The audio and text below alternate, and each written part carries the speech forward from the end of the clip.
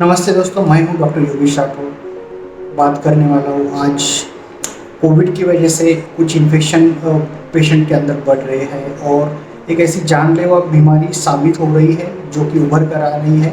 और इसके जो केसेस जो है कोविड के पहले ज़्यादा नहीं मिलते थे, बहुत ही रेयर ऐसी बीमारी थी। लेकिन अभी कोविड के पेशेंट के साथ ये बीमारी काफ़ी ज़्यादा उभर कर आ रही है और इसका जो स्प्रेड है वो काफ़ी ज़्यादा भयानक या काफ़ी ज़्यादा स्पीड से इसका स्प्रेड बॉडी के अंदर होता है। जी हाँ दोस्तों, मैं बात करूँगा म्यूकोरमाइकोसिस। ये जो बीमारी है इसकी वजह से मुझे मेरा फैमिली मेम्बर गंवाना पड़ा और काफ़ी ज़्यादा दर्दनाक था ये जो पूरा इंसिडेंस मेरे लिए। और किस तरीके से ये बीमारी बॉडी के अंदर फैलती है उसके बारे में बात करूँगा। साइंस और सिम्टम्स के बारे में बात करेंगे, इन्वेस्टिगेशन के बारे में बात करेंगे, ट्रीटमेंट के बारे में बात करेंगे। मेरा एक ही मकसद है, ज़्यादा से ज़्यादा लोगों को इस बीमारी के साइंस और सिम्टम्स पता होना ज़रूरी है। अगर आपको कोविड हो चुका है या फिर कोविड के ट्रीटमेंट के थ्रू अगर आप जा रहे हो, ऐसे समय में अगर आपकी आंखों के ऊपर सूजन आ रही है या फिर जो भी साइन और सिम्टम्स म्यूकोरमाइकोसिस से रिलेटेड है, उसके अगर कोई भी साइन और सिम्टम्स है तो ज़रूर याद रखना, इस बीमारी को एग्रेसिवली ट्रीट करना, इस बीमारी के ऊपर सर्जिकली इसका इलाज करके इसका पूरा जो मेडिसिन है 1 महीने तक लेना बहुत ही ज़्यादा ज़रूरी होता है। शुरुआत में 2020 में इसके कुछ केसेस दिल्ली में पाए गए, गुजरात में पाए गए, लेकिन अब लगभग हर शहर में इस बीमारी के जो पेशेंट हैं वो पाए जाते हैं। तो ये काफ़ी ज़्यादा जानलेवा, काफ़ी ज़्यादा खतरनाक ये बीमारी है और इसका जब इन्फेक्शन होता है तो ये आपके बॉडी में फैलने में ज़्यादा टाइम नहीं लगता। ये कैंसर से भी ज़्यादा फास्ट आपके बॉडी के अंदर ग्रो हो सकता है किसी भी पेशेंट के अंदर। और ऐसे समय में इसकी जल्दी से जल्दी इसका निदान करना, इसका इलाज लेना, सर्जिकल जो भी इंटरवेंशन है वो ज़रूरी है। इसके ऊपर जो भी ड्रग है वो भी जो मेडिसिन है वो लेना बहुत ज़्यादा ज़रूरी होता है। तो ये काफ़ी रेयर ब्लैक फंगल इन्फेक्शन है, कोविड के पहले था, लेकिन ये आज के डेट में इसके जो इंसिडेंट्स है या इसके जो केसेस है वो बढ़ रहे हैं। अब ये कौन से पेशेंट्स में होता है? जो पेशेंट जिनको अनकंट्रोल्ड डायबिटीज़ है या जिनकी इम्यूनिटी सप्रेस्ड है, पेशेंट जिनको कीमोथेरेपी है फॉर कैंसर या फिर उनको लीवर या किडनी जैसी बीमारी है, बोन मैरो सप्रेशन है, उनके बॉडी के अंदर ब्लड की मात्रा कम है, ल्यूकोपेनिया है, बॉडी के अंदर खून पैदा नहीं हो रहा है। ऐसे समय में जब आपकी बॉडी की इम्यूनिटी कम हो जाती है तो ऐसे समय में ये अपॉर्चुनिस्टिक जो इन्फेक्शन है ये हो जाता है। अभी आज के सिनारियो में क्या हो रहा है, आपको अगर कोविड हुआ तो आप डॉक्टर के पास जाते हो, वहाँ पे हेवी एंटीबायोटिक्स दिए जाते हैं, स्टीरॉयड दिए जाते हैं, ज़रूरत पड़ी तो रेमडेसिविर जैसे ड्रग भी दिए जाते हैं। तो ऐसे समय में आपकी जो बॉडी की जो फाइट करने की अगर जो शक्ति है, आपकी जो इम्यूनिटी है, अगर वो कम हो गई, बॉडी के अंदर ब्लड शुगर की लेवल अगर बढ़ गई, डायबिटिक कीटो एसिडोसिस या एसिडोसिस जैसे अगर कंडीशन हो गई, जहाँ पे ऐसा जो इन्फेक्शन है म्यूकोरमाइकोसाइट इन्फेक्शन ये बढ़ सकता है। बॉडी के अंदर अगर न्यूट्रोपेनिया या वाइट ब्लड सेल्स की मात्रा अगर कम हुई तो ये काफ़ी ज़्यादा खतरनाक हो सकता है उस पेशेंट को उस इन्फेक्शन के साथ फाइट करने के लिए। तो बेसिकली म्यूकोरमाइकोसाइट्स जो है उसके अलग अलग टाइप होते हैं। ये होता है राइनो ऑर्बिटोसेरेब्रल का एक टाइप होता है जो कि आपके नाक से या नेजल कैविटी से आपकी बॉडी के अंदर इंटर हो सकता है किसी भी पेशेंट के बॉडी के अंदर, साइनसेस के अंदर जल्दी से इन्वॉल्व करता है और ये फिर आपकी जो भी हड्डी है जहाँ पे वो स्प्रेड होना शुरू हो जाता है। तो बेसिकली इसका जो नेचर है वो होता है कि ब्लड वेसल्स या जो भी आर्टरीज है उसे जल्दी से वो इन्वॉल्व करता है, वहाँ का जो भी ब्लड सप्लाई है वो स्टॉप हो जाता है। तो इसे कहते हैं कि एक इशेमिया होता है और फिर वहाँ का जो ब्लड सप्लाई है वो कम होने की वजह से, वो बंद होने की वजह से वो जो लोकल जो रीजन है वो पूरी तरह डेड हो जाता है। तो इस तरीके से जो फंगल इन्फेक्शन है बॉडी के अंदर स्प्रेड होता है। तो बेसिकली बॉडी के अंदर इसका जो इंटर है नाक के थ्रू, नाक के कैविटी से ये जाता है, साइनसेस के अंदर से जा सकता है और फिर आपके साइनसेस के अंदर जाने के बाद ये आंखों के नीचे इसका इन्फेक्शन बढ़ता है और इसका जो स्प्रेड है काफ़ी फास्ट, काफ़ी ज़्यादा स्पीड से इसका स्प्रेड बॉडी के अंदर होता है। हफ्ते और 2 हफ्ते में अगर इसका इलाज जल्दी से नहीं लिया गया तो ये आपके मस्तिष्क या ब्रेन में या जो मस्तिष्क है उसके अंदर जाता है और ये फिर जानलेवा साबित हो सकता है।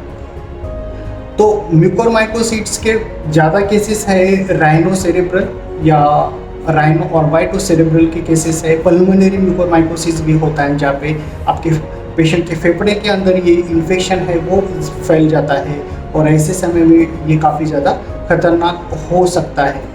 उसके बाद में क्यूटेनियस म्यूकोरमाइकोसिस भी है जहाँ पे बॉडी के अंदर का जो भी म्यूकोजा है उसके अंदर ही इन्फेक्शन स्प्रेड हो सकता है, या फिर जीआईटी के अंदर गैस्ट्रोइंटेस्टाइनल म्यूकोरमाइकोसिस जो कि पेट के अंदर हो सकता है, या फिर ये पूरे बॉडी के अंदर भी फैल सकता है।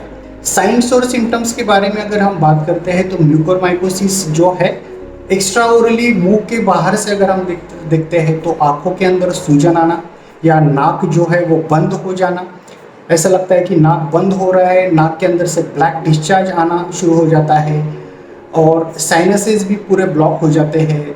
तो ये शुरुआती सिम्टम्स होते हैं। उसके बाद में चेहरे के उस रीजन में नमनेस आता है, पैरेस्थेसिया ये जो भी फीलिंग है वो कम हो जाती है, सेंसेशंस कम हो जाते हैं। इससे विजन लॉस भी हो सकता है, दिखना जो है उसके ऊपर भी उसका असर हो सकता है।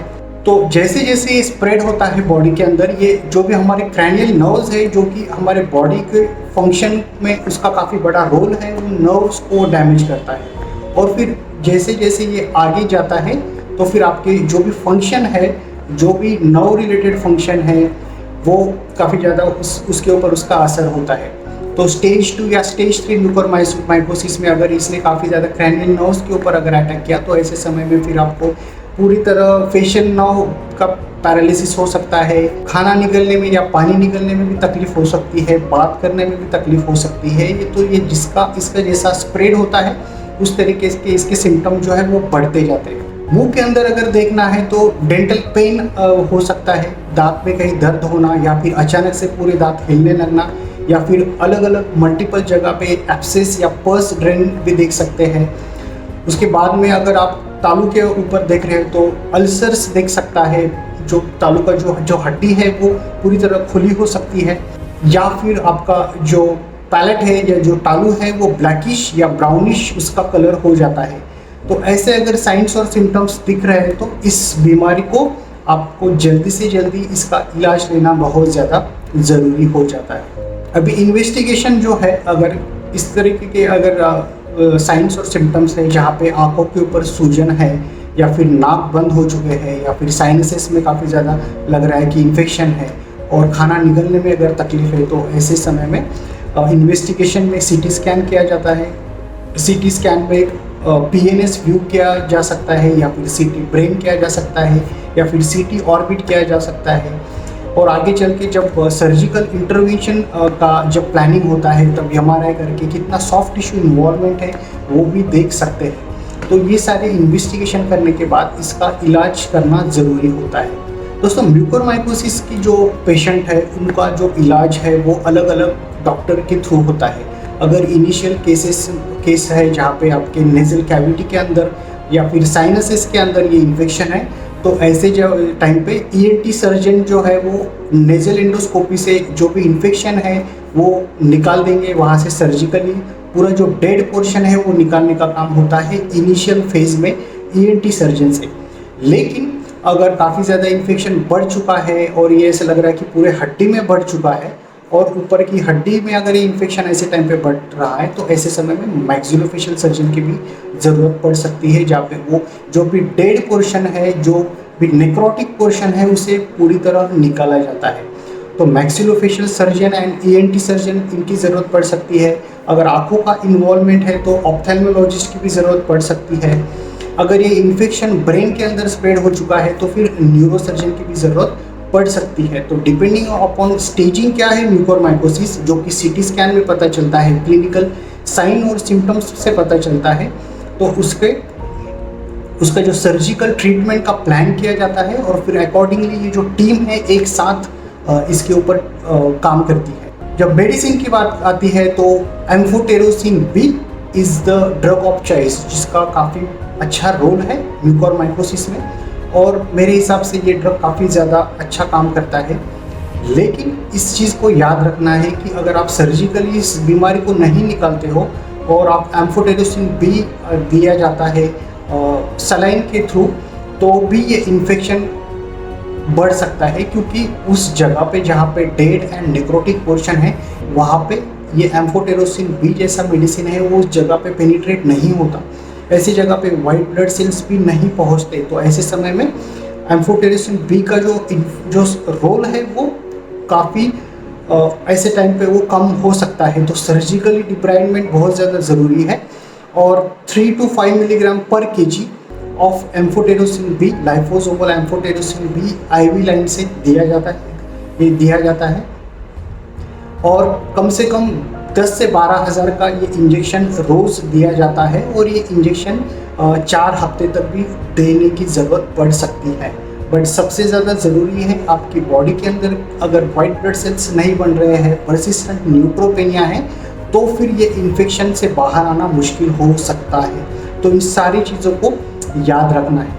दोस्तों, अगर आप कोविड से बाहर आ रहे हो, अगर आपको म्यूकोरमाइकोसिस जैसे फंगल बीमारी से अगर कोई भी रिलेटेड साइन या सिम्टम्स अगर आपको दिख रहे हैं, तो आपको जल्दी से जल्दी इसका इलाज लेना बहुत ज़्यादा ज़रूरी है। इसका सर्जरी करना बहुत ज़्यादा ज़रूरी है। ये बीमारी जानलेवा साबित हो सकती है। मेरा ये वीडियो बनाने का यही एक मकसद है कि जितने भी केसेस आज इंडिया में म्यूकोरमाइकोसिस के हैं या फिर इसके बाद ये केसेस बढ़ने वाले हैं, तो ऐसे समय में आपको इसके साइन और सिम्टम्स पता होना ज़रूरी है और आपको ये भी चीज़ पता होना ज़रूरी है कि आपको डॉक्टर के पास जल्दी से जल्दी जाकर इसका निदान करना और इसका इलाज करना बहुत ज़्यादा ज़रूरी है। ENT सर्जन के पास आप जा सकते हो, डेंटिस्ट के पास जा सकते हो और दांतों के संबंधित अगर कोई आपको परेशानी है, मैक्सिलोफेशियल सर्जन के पास आप जा सकते हो। तो मैं आशा करता हूँ आपको ये वीडियो समझ में आया।